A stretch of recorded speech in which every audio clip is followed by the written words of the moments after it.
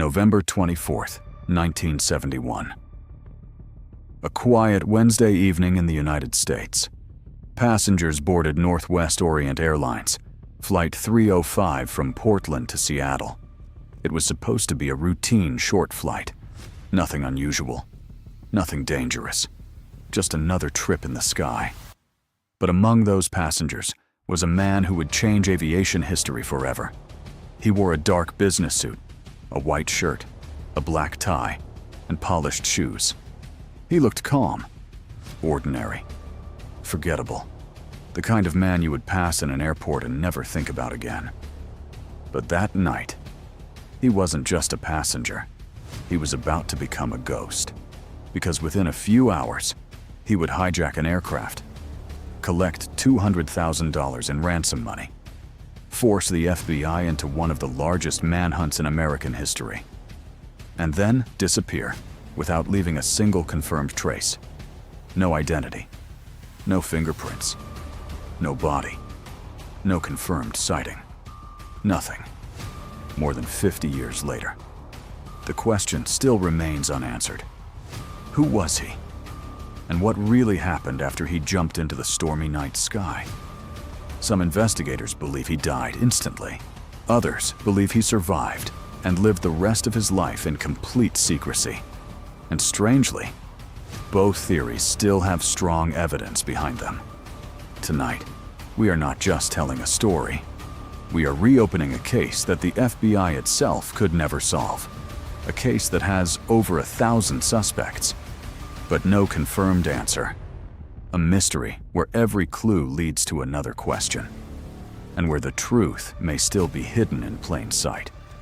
To understand how this began, we go back to the exact moment everything changed.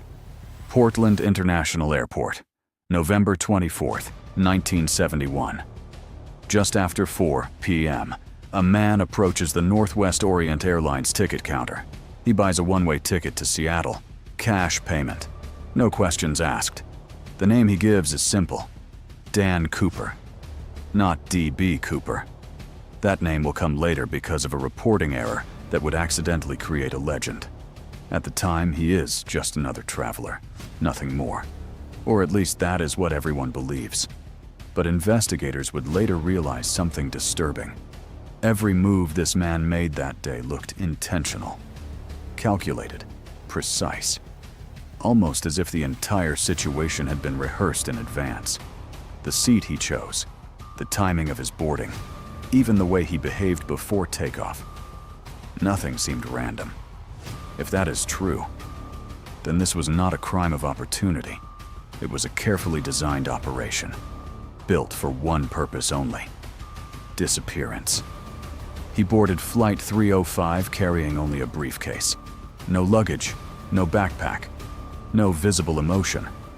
Passengers later described him as calm, polite, even friendly in a quiet, distant way.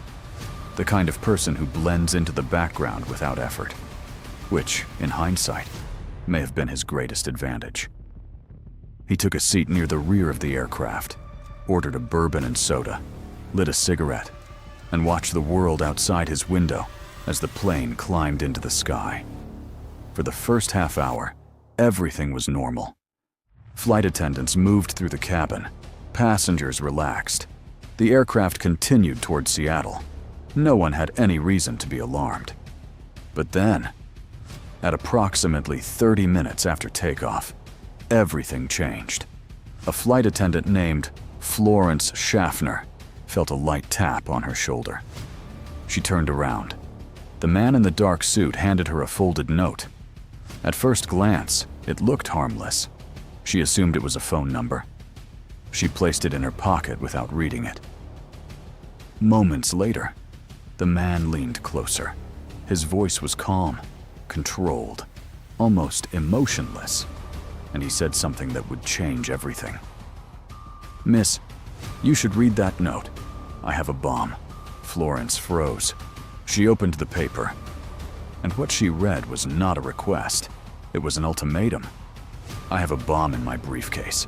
I want $200,000 in cash, 4 parachutes. Follow instructions exactly." No panic, no shouting, no violence.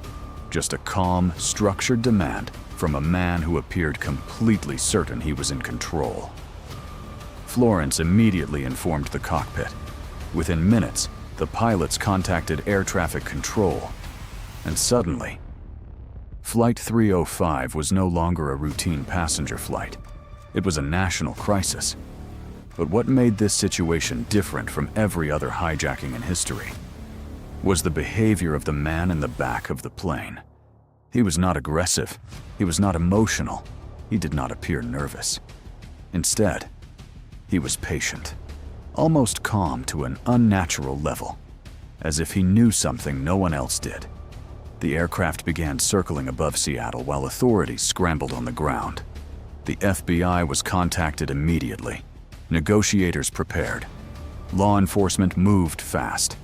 The demand was clear. $200,000 in cash, $20 bills only, and 4 parachutes. Agents carefully prepared the ransom money, but before handing it over, they made a critical decision. Every single bill was photographed, every serial number recorded. At the time, it seemed like standard procedure, but later, it would become one of the most important decisions in FBI history. Hours passed. The plane continued to circle. Fuel burned slowly. Passengers had already been released safely in Seattle.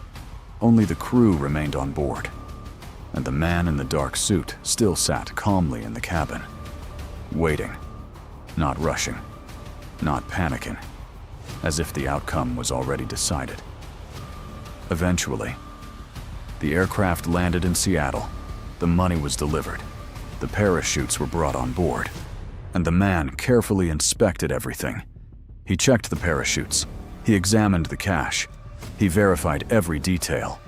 Nothing was left to chance. Then he issued new instructions. The plane would take off again. But this time, it would not go north. It would go south. Low altitude, low speed. Landing gear down, and the rear staircase must remain unlocked. That final instruction immediately changed everything for investigators later, because it revealed the most important question of all. Why would a hijacker demand access to the rear exit of the aircraft unless he intended to leave mid-flight? At 7:40 p.m., Flight 305 took off once again. Outside, the weather had turned brutal.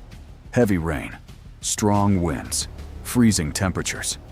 Below them stretched endless dark forest. No lights, no roads, no civilization. Only wilderness. And inside the aircraft, a man was preparing for something no one could fully understand. At approximately 8 p.m., a warning light appeared in the cockpit. The rear staircase had been deployed.